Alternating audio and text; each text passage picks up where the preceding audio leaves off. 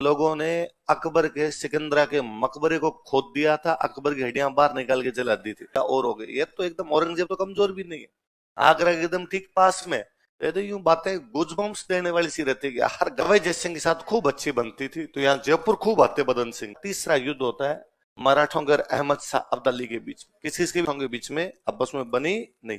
तो राजा सूरजमल ने मराठों को कहा था भाई मैं आपके साथ चलने को हरा दिया, तो मराठे वहां से वापस लौटे। उन लौटते हुए मराठों को भरतपुर में शरण देने वाले कोई राजा थे तो कौन थे? तो पानीपत वाली जो मूवी बनी थी उसमें सूरजमल जी को विलन बना के छोड़ दिया।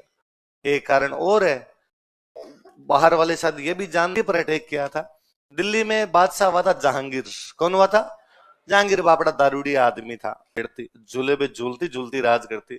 सूरजमल जी झूला उतार लाए, उन्होंने कहा इधर लाओ और क्या जाए इधर। इस बार गेट लाए। अंग्रेजों ने 5 अटैक किए। कितने अटैक किए? भरतपुर का किला नहीं जीत पाए थे, इसलिए भरत यार सुदूर पाकिस्तान बॉर्डर पे किसी गांव के अंदर गीत गाया जाता है, गोरा हट जा रहा राज भरतपुर को है। आज भी गांव के अंदर गीत गाया जाता है, 8 फिरंगी 9 गोरा लड़े जाट का 2 छोरा है। और वैसे जाटों की राजस्थान में 2 रियासत थी, भरतपुर और धौलपुर। कौन कौन सी?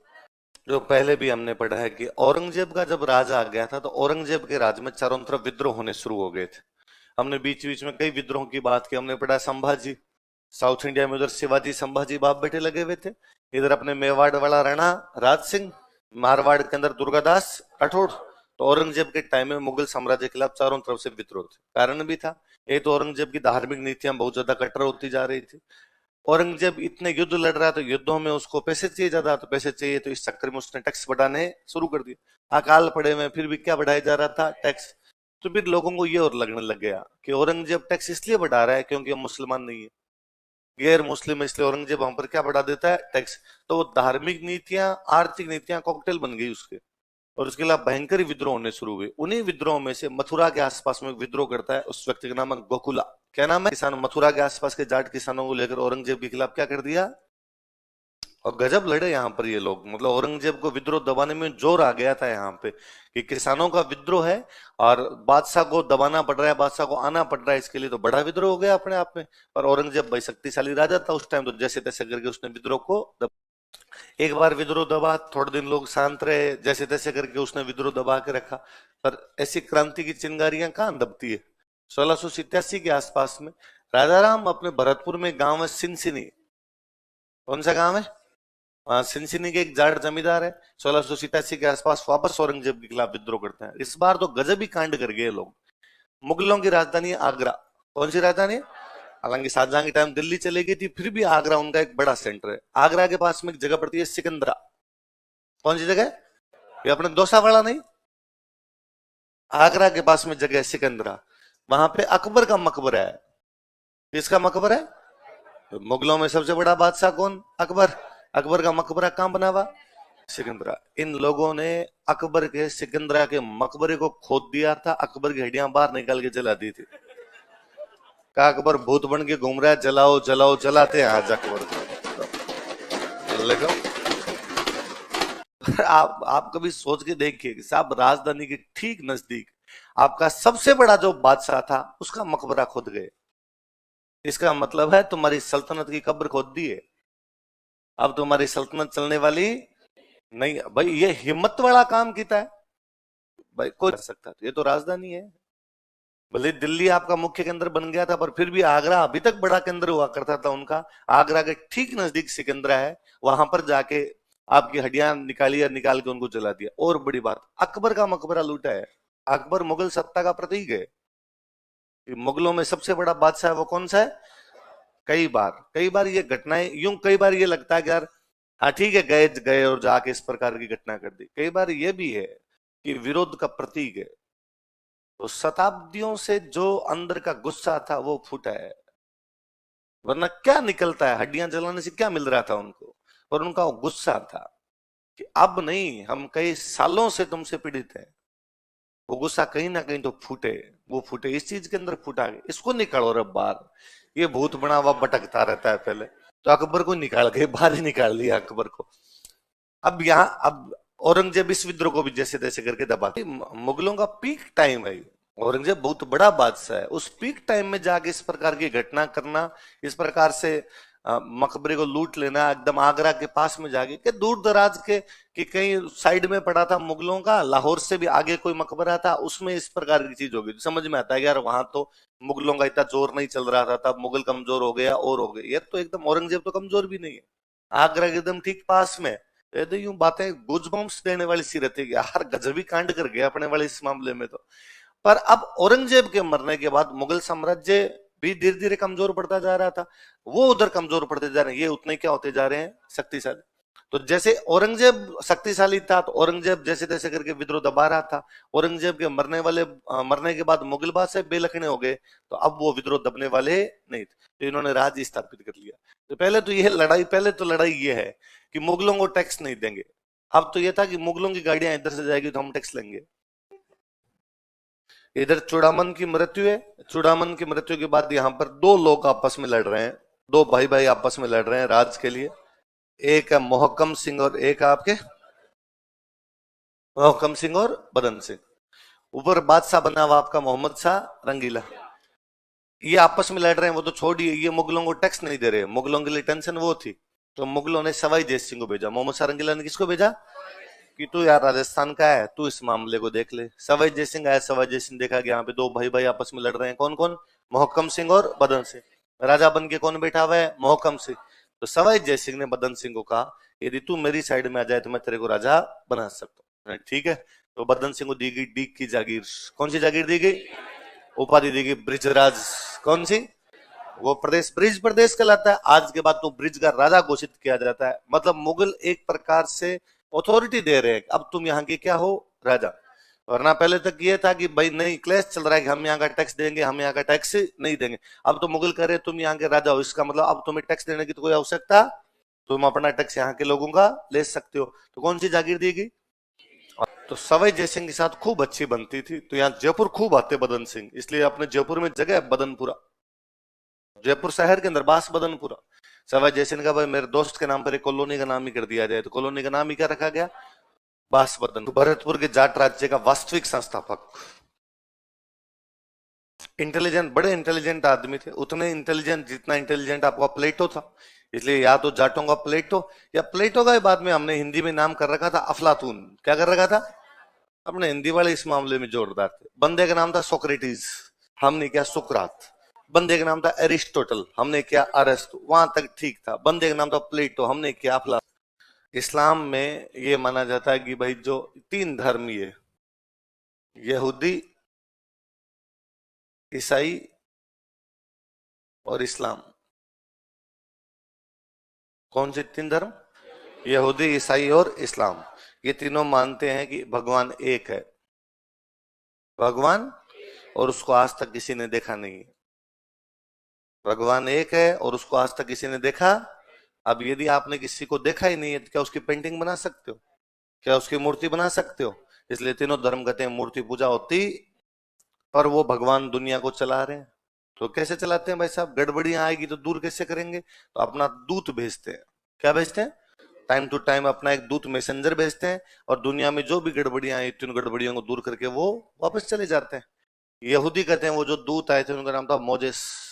क्या नाम था, ईसाई कहते हैं वो जो दूत आए थे उनका नाम था आपके ईसा मसीह। क्या नाम था, और मुसलमान कहते हैं वो जो दूत आए थे वो थे मोहम्मद साहब। दूतों को बोलते हैं पैगंबर। क्या बोलते हैं, तो एक मोजेस पैगंबर है, ईसा मसीह पैगंबर है, वैसे वैसे पैगंबर कौन है, मोहम्मद साहब।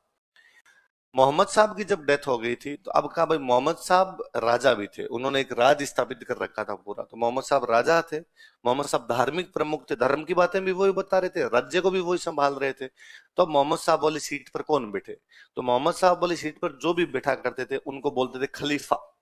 क्या बोलते, जो भी मोहम्मद साहब के बाद में उस राज्य के उत्तराधिकारी बने वो क्या कहलाए, खलीफा। तो माना जाता है कि मुसलमानों के जो भी राज्य है उनका सबसे बड़ा कोई राजा है, तो राजा कौन है, खलीफा। भारत में जब मुसलमानों ने राज्य स्थापित किया तो उन्होंने अपने नाम की आगे उपाधि क्या लगाई, सुल्तान। इसका मतलब हम खलीफा की सत्ता को मानते हैं। किसकी सत्ता को मानते हैं, यदि मुस्लिम राजा खलीफा की सत्ता को स्वीकार करता है तब तो क्या कहलाया, सुल्तान।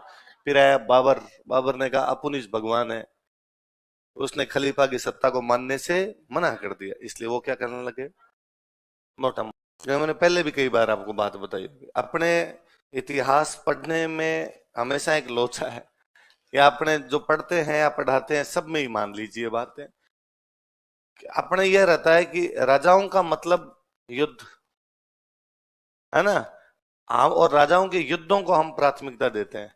इसलिए मैंने बताया था कि महाराणा प्रताप भी पढ़ते हैं तो नॉर्मली महाराणा प्रताप के बारे में किसी से पूछा जाए तो वो कहेगा भाई हल्दी घाटी का युद्ध, देवेर का युद्ध। हम उनके बाकी जो भी व्यक्तित्व के गुण होते हैं ना, या बाकी जो सुधार होते हैं उनकी तरफ हम ध्यान ही नहीं दे पाते। ध्यान देने वाली बात वहां पर यह है कि मेवाड़ की चित्रकला किसके टाइम में शुरू हुई है, महाराणा। राजस्थान की चित्रकला, मेवाड़ की चित्रकला का महत्वपूर्ण स्थान है, वो शुरू किसके टाइम में हो रही है, महाराणा।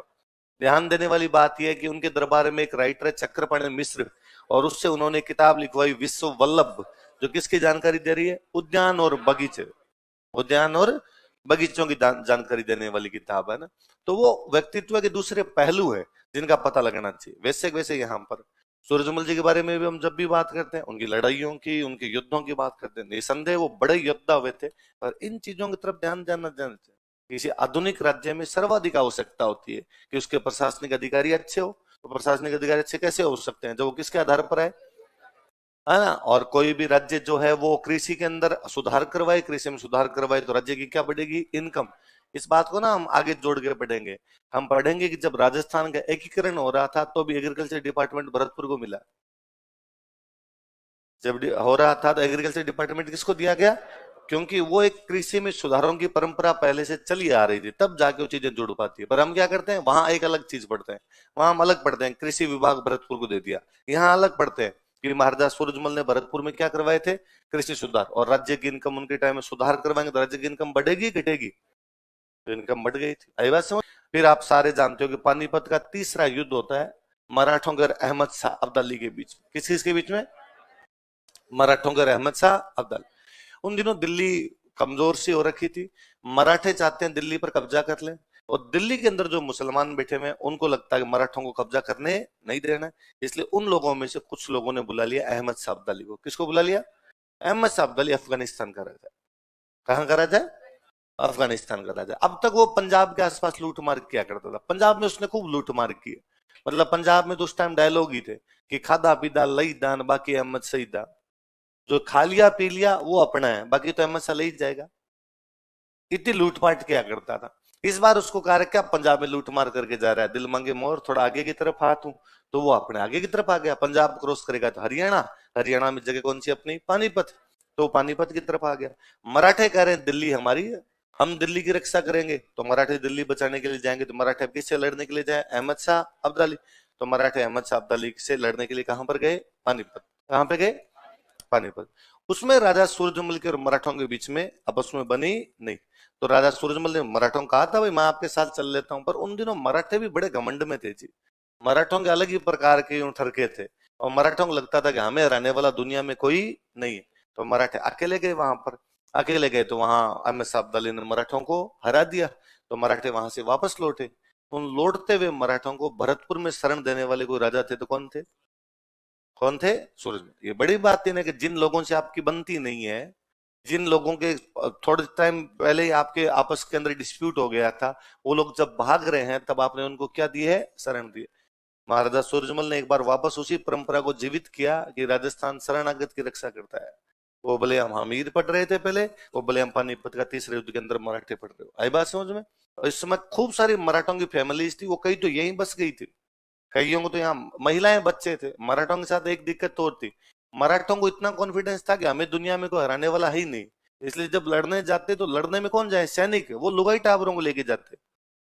बोलते भाई लड़ाई तो सामने वाला करेगा नहीं, अपने को तो पड़े रहना है, वहां पर पड़े रहना, तो परिवार साथ ही रखो अपना। एक तो युद्ध होता है, युद्ध में तो महिलाओं बच्चों को लेके नहीं जाना। मराठों को लगता था सामने वाले की औकात नहीं हमसे लड़ने की, हम वहां बैठे रहेंगे, थोड़े दिन में अगला डर डुरा के हमें रुपए दे देगा या वापस चला जाएगा। जब वहां बैठे हैं तो परिवार साथ में ले लेते हैं। तो वो तो जैसे होता है फौज में, अभी भी अपने रूल है कि फौज में जब फौजी की ड्यूटी पीस में होती है तो परिवार को रख लो, और फ्रंट पे लगा रखे तो परिवार को रख नहीं सकते। मराठों को लगता है हमारे फ्रंट है ही नहीं, हमसे लड़ेगा कौन, हमारे चारों तरफ पीस ही है एकदम, तो हम महिलाओं बच्चों को ले जा सकते हैं। तो वापस जब भाग रहे थे तो उनमें महिलाएं और बच्चे थे। तो सूरजमल की महारानी हुआ करते थे सूरजमल जी की किशोरी देवी। तो किशोरी देवी जी ने यहाँ महिलाओं को और बच्चों को और सबको संरक्षण दिया, सबको रखा था। इवन कई फैमिलीज उस समय मराठों की फैमिलीज भरतपुर में रह गई थी, अभी भरतपुर में ही रहते हैं। अब तो हमारे में घुल मिल गए। 5-7 पीढ़ी पहले 1761 के आसपास तक जाएंगे तो मराठे हैं सारे के सारे। और वही बात है जी, बॉलीवुड मुंबई में है, मुंबई में फिल्में मराठे बनाते हैं, आपकी मान डाकण कुण के। इसलिए वो जब पानीपत की मूवी बनाते हैं तब उनको अपने को तो गलती दिखानी नहीं।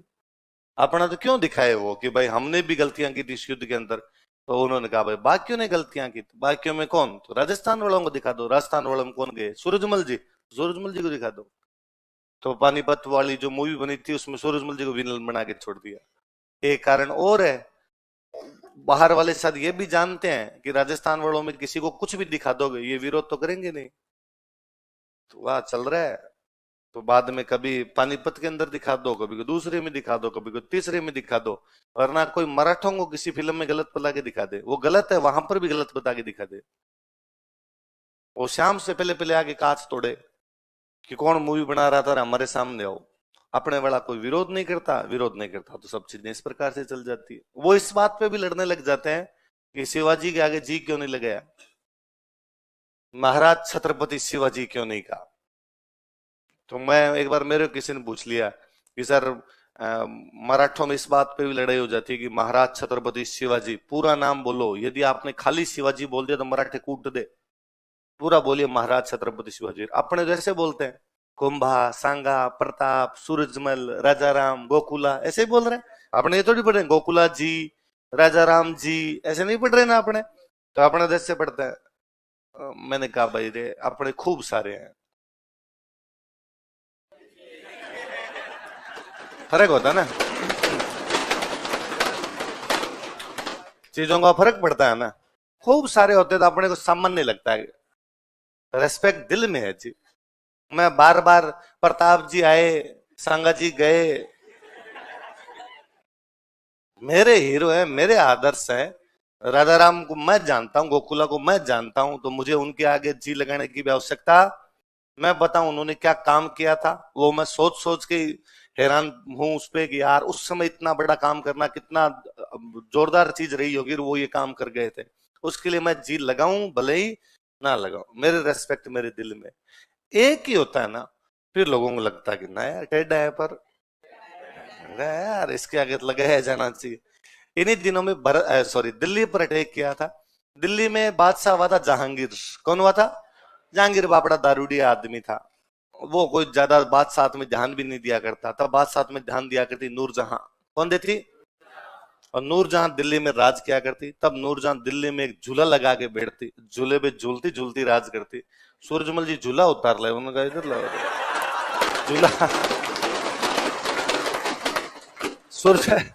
सूरजमल जी ने तो क्या उतारा होगा जी, दिल्ली गए होंगे तो भरतपुर वाले कोई सैनिकों ने कहा होगा कि इनके क्या काम आता है, अपने ले चलते हैं यार। ऐसा तो होता ही यार, ये थोड़ी होता है कि बंदा चला गया तो झूला चला गया। झूले पे पहले नूरजहां झूलती थी, बाद दूसरी झूल रही है, कोई ना कोई तो झूल ही रही है। तो भरतपुर वालों ने कहा कि हम क्यों ना झूले इसमें, हम झूले तब पानी में बैठे बैठे झूलेंगे अपने इधर। तो था इससे डीग के जल महल में लगवाया। अभी राजा कौन है? जवाहर सिंह। दिल्ली में सूरजमल जी वाले टाइम अटैक हुआ तो वहां से क्या लेके आए? भरतपुर वालों ने थोड़े दिन बाद कहा ये मामला ठीक है, अपने एक हमला और किया जाए इधर, इस बार गेट लाए ना। फिर कोई भरतपुर वाला भाई था, उसको पसंद आए, उसने कहा मोकू तो ये पसंद है तो ये उतारो आपने।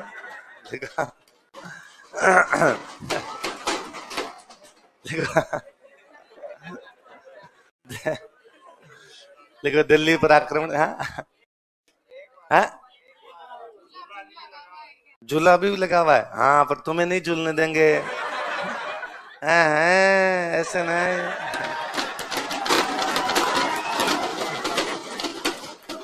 अल्लाह तुम सबको फील लेना जाके कि नूरजहां वाले झूले पे झूलते हैं अपने। सही बात है। चलो पर डीग डीग कितने लोगों ने देखा है? डीग कितने लोग? हाँ अच्छा डीग के नहीं, डीग के हो वो तो डीग देखोगे, तुम जाओगे कहाँ? और बाहर के लोगों ने कितने लोगों ने देखा है? हाँ, तो तुम तो गए नहीं दोनों डी। ये तो इस, हाँ झूला है वहां पे, इस बार तुम छुट्टियां मिलते ही जाओ, झूल के आओ, एक वीडियो बनाओ, इंस्टाग्राम पे लगाओ।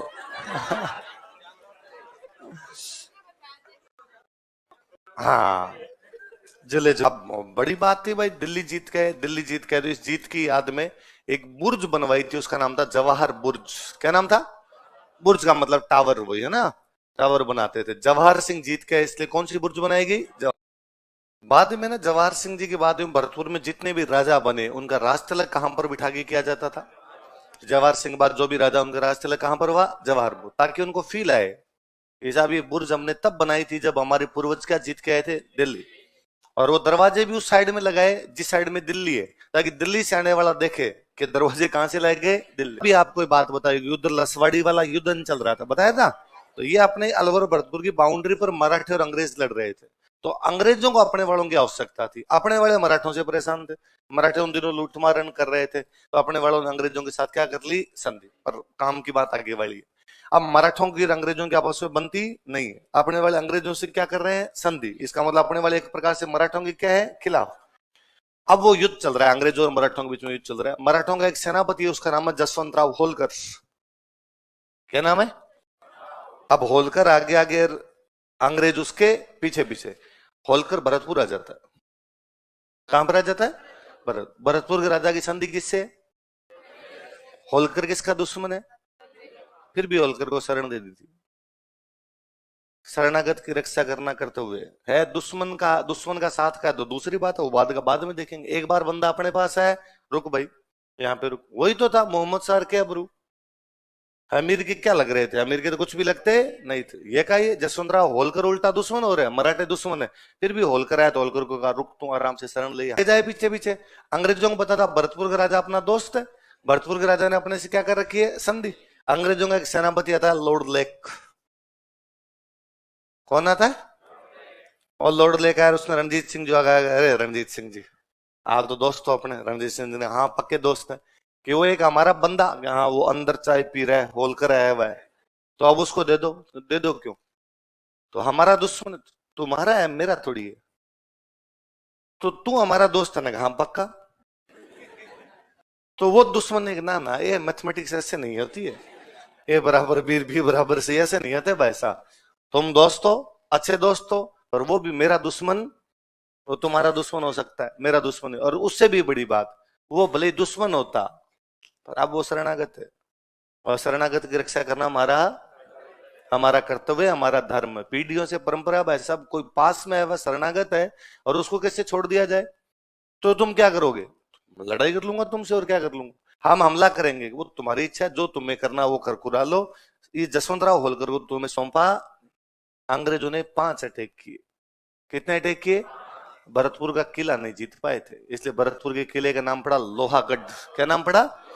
किला उतना ही सशक्त है, किला जैसे लोहे का बना हुआ किला, लोहे का किला नहीं तोड़ा जा सकता, वैसे क्या नहीं टूटा? क्या नहीं टूटा? भरतपुर। फाइनली बाद में भरतपुर वालों के अंग्रेजों के बीच वापस संधि हुई। वापस कहा गया कि ठीक है रही जसवंतराव होलकर को छोड़ो। होलकर खुद ही संधि कर पूरा लेता है। फिर होलकर यहां से गया, तब जाके युद्ध इनके बीच का क्या हुआ? समाप्त। तो कौन से सेनापति ने हमले किए? तो दिल्ली पर जीत की याद में जो क्या बनी थी? जवाहर बुर्ज। किसने बनवाई? जवाहर सिंह। अंग्रेजों पर जीत की याद में क्या बनी? फतेह बुर्ज। फतेह बुर्ज किसने बनवाई? और तब यूं गीत गाए गए। मेरा जो प्राइमरी एजुकेशन है वो ठेठ पाकिस्तान बॉर्डर पे गांव के अंदर हो रखी है, मतलब हमसे पाकिस्तान 8 किलोमीटर आगे था। और वहां उस क्षेत्र में होली पर, हमारे होली वाला सीजन आता, गीत गाते हैं। तो होली में गीत गाते थे, तब गाते थे कि गोरा हट जा रे राज भरतपुर को, कि गोरा हट जाए, यहां से किसका राज शुरू हो रहा है? भरत। तब तब मुझे लगता कि यार, उसको आज फील आया है। तब मुझे लगता है कि यार ये पूर्व से पश्चिम, भरतपुर राजस्थान का पश्चिम पूर्वी छोर, जहां गीत गाया जा रहा है वो पूरा पश्चिमी छोर है, उसके बावजूद यहां से वहां तक गीत गाए जा रहे हैं। इसका मतलब हम उस मध्य काल से ही आपस में जुड़े हुए थे। सूचनाएं एक जगह से दूसरी जगह पहुंच पा रही थी। यहाँ वाले की अच्छी बात वहां वाले को भी गर्व में भर रही थी। वहां पर खड़ा एक आदमी भी इस बात का गीत गा रहा था। और मैंने आपको बताया था कि अमर सिंह राठौड़ नागौर के राजा थे, पढ़ा था हमने। अमर सिंह राठौड़ पर नौटंकी होती है भरतपुर में। पश्चिम वाले की बात पूर्व में, पूर्व वाले के गीत पश्चिम के अंदर, दोनों तरफ गाए जा रहे हैं। ये राजस्थान का एकत्रीकरण है।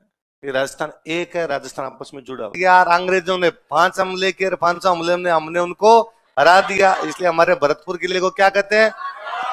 और हम पढ़ रहे हैं कि ठेठ यार सुदूर पाकिस्तान बॉर्डर पे किसी गांव के अंदर गीत गाया जाता है, गोरा हट जा रहा राज भरतपुर को है। आज भी गांव के अंदर गीत गाया जाता है, 8 फिरंगी 9 गोरा लड़े जाट का 2 छोरा।